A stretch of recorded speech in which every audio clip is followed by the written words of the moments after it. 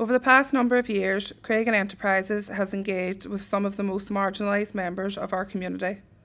The Focus project has been working since 2020 to engage local women and create spaces for their voices to be heard, focusing on human rights and social justice work.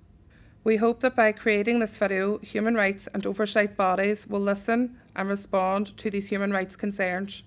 This is a small snapshot of an issue affecting many families across the north.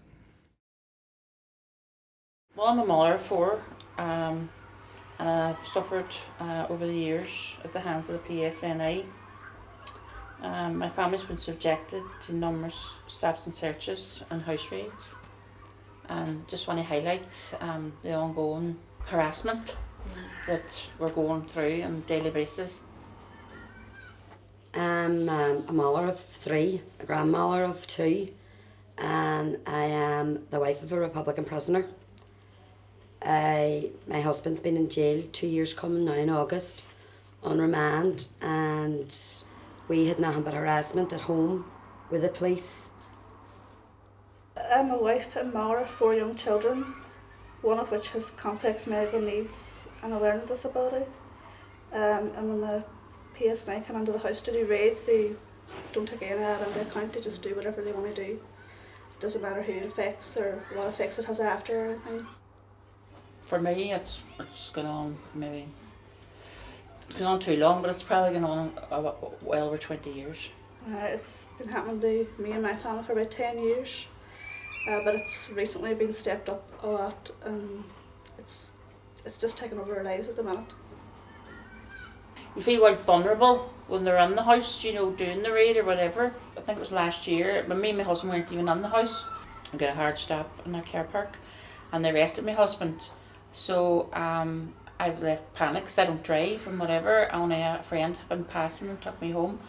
And when I reached the house then, they were raiding my house, and when I got up then, they had arrested my 14-year-old son.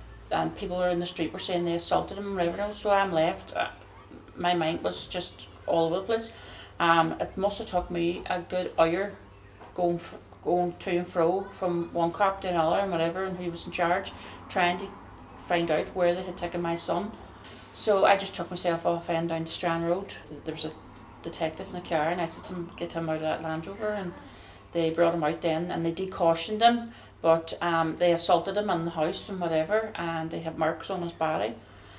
My son then ended up getting a letter through the post to say he had to go to court, the 14-year-old.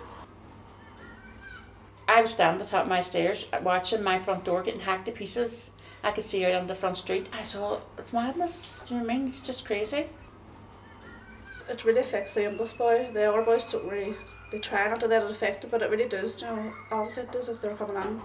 Nearly every few months they're coming in, But the youngest boy, he'd be physically sick at the thought of him coming. Even when they stop us at the side of the road, he's physically sick. And they know that, and it's like they prey on that, Like the first time that I remember, my husband phoned me, and he was out walking with my son in the pram, and I had his oxygen tank over the back of his pram because he was in oxygen, and the police searched the pram with the oxygen and everything on it. They've raided that many times and nothing's ever come of them, other than them taking all our phones. It's like we're not allowed to own a phone. My husband went up to the top of the street and got arrested. When I went up the street to see what was going on because it was like 12 o'clock at night. But as I was coming back down the street with my oldest son, the cops were running into my house and they assaulted my 14-year-old, and my neighbour tried to get in but they wouldn't let her in. And then when I got down, they left, but the cop put his foot in my door and says, this is a crime scene. Wouldn't let me shut my front door. And I was shouting at him because I need to keep the house warm for my son that's got disabilities. And he was like, it's a crime scene, you're not closing the door. And he was really on my fist roaring at me. I stayed up until 3, got the Wednesday bed at 3 in the morning. I stayed up because they were outside the back and all waving in the window to me, and they knocked at 5 to come on the raid. The house raids kind of changed this year. They normally come and raid the house and arrest my husband, and I'm left to deal with the impact of it all. We both went in the living room, and the police followed us in and says, we're doing it a wee bit different this time, says we're taking you. So they took me up to Musgrave and they put me in this cell, and then had 5 interviews where like all of them were over an hour long. And the sister says, is there any need for this? You know, she didn't have a clue what you're on about. And she was, oh, there's every need, and we'll be going through everything. And then they let me out. We going to the PPS. And then March we had a raid again where they took our family car and they arrested my husband this time. So that was the whole point of lifting me in the first place, was to get to my husband. December as well, they come to my house at 6:15 in the morning. I just thought, right, they're going to arrest my husband, the usual. But they came into the bedroom and they said, no, we're arresting you this time. They arrested me and took me up to Musgrave as well. It makes you feel like you're nothing, do you know what I mean? That you're just like a piece of dirt. And then they're saying, we're keeping you overnight. And as I say, you're vulnerable, so you're on your own. There's nobody there to help you, so you just have to kind of take it in the chin. But as I was going out of Musgrave, you know, or my solicitor, one of the detectives had walked out and he said to me, I'll see you later, which left that hanging over me, you know what I mean, and the mouth of Christmas and things like that. To me, why did he say that to me? And then they came back in January, arrested me again. They put charge on me and this is they sent it away to the PPS. And that's hanging over me as well now at the minute. You know, the solicitor says it's scare tactics. When they came into my home as well, you know, it's things that they do. It's not even, it's for like health and safety as well, because they turned all my gas buttons and stuff down in the house. You know, it might be trivial to other people, but to me it wasn't. I said, because gas is very dangerous. Do you know what I mean? They've stuffed evidence, the big wax evidence bags down my toilet, and then you're left then flushing the toilet and the water's coming up the bath. But just stupid things, you know, like they filled my wheelie bin full of grit salt from the salt box out the front and things like that. Due to COVID, we had no visits, no clothes going to them, no contact with them, no solicitor's contact for the whole 2 years. Our visits only started up now in the last 6-7 weeks. We get 2 visits a week with them now. After 2 years, they're only getting on fresh clothes. Even being arrested in December wasn't as bad as getting a phone call from social services. I just thought, geez, how can they stoop so low and they're using a service that's already stretched for their own gains. It's just the fact that they can use social services to target us. Right, I know they've been at my home numerous times, you know, they're watching every move. I'd be all, have they a camera on here or whatever, like. But as I say, at least me paranoid now, even sitting near the window. When they do raid your house, and I mean they corner it off and they class it as a crime scene. So you're left the unknown of what they've done in your house, maybe what they've put in your house and what's still in your house. Mm-hmm. And you have to go back into that house to live in it, you know, and it leaves you really, really paranoid. You're in your own home, and before in our last house, we found a bug in the bathroom mirror, you know, and I thought that was terrible. You know what I mean? That's just because I had young children then and whatever, and it was totally wrong. My wee boy was out in the street along with a bunch of our boys, and the cops had a checkpoint set up, and somebody threw stones at them, but they targeted my young son. The other boys were older.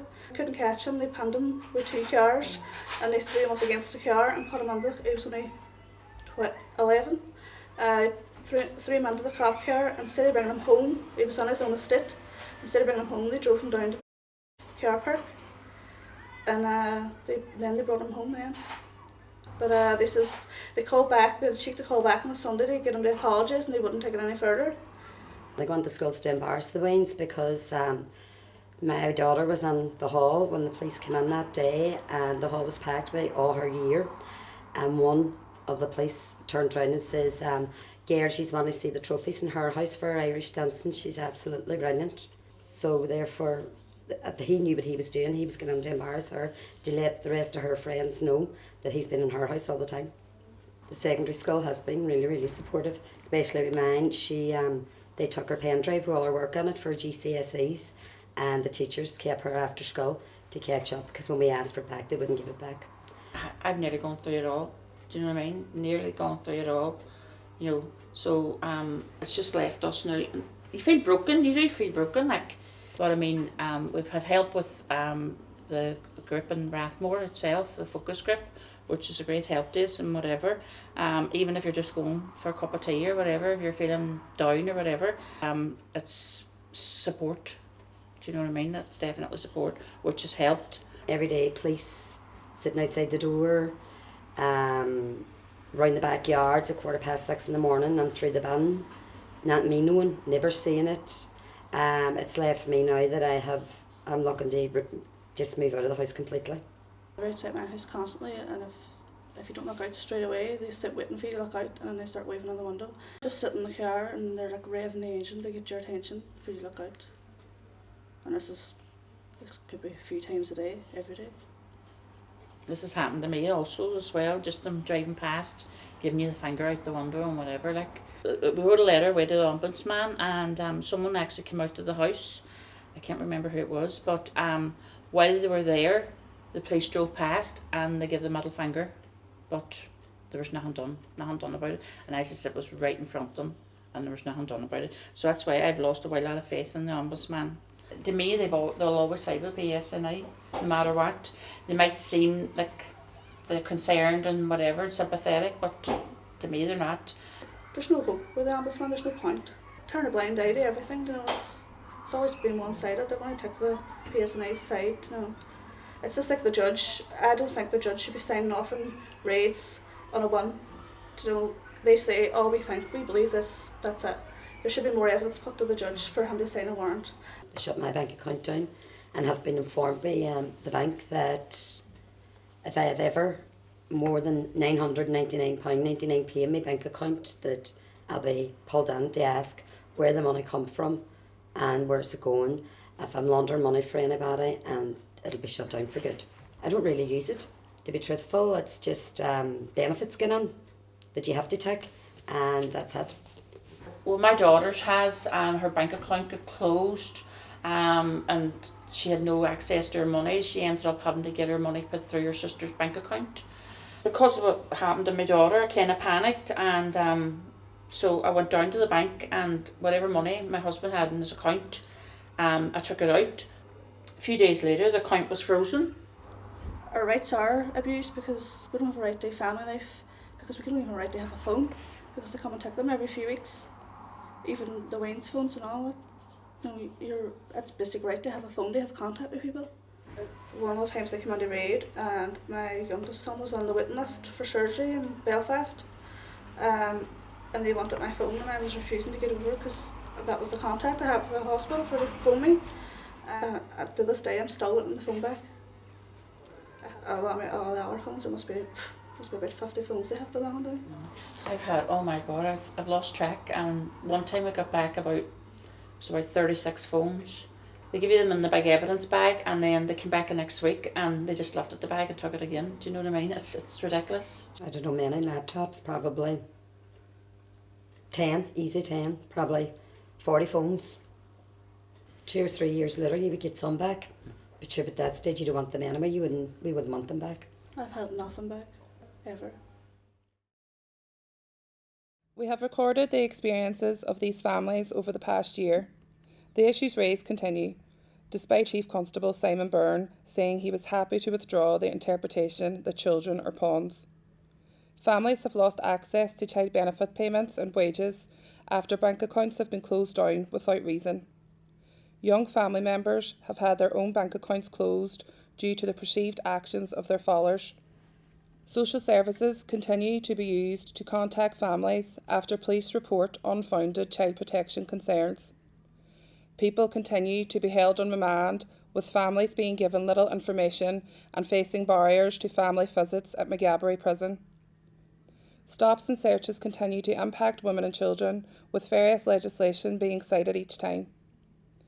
There doesn't appear to be any signs of things changing unless those invested in human rights and social justice speak out.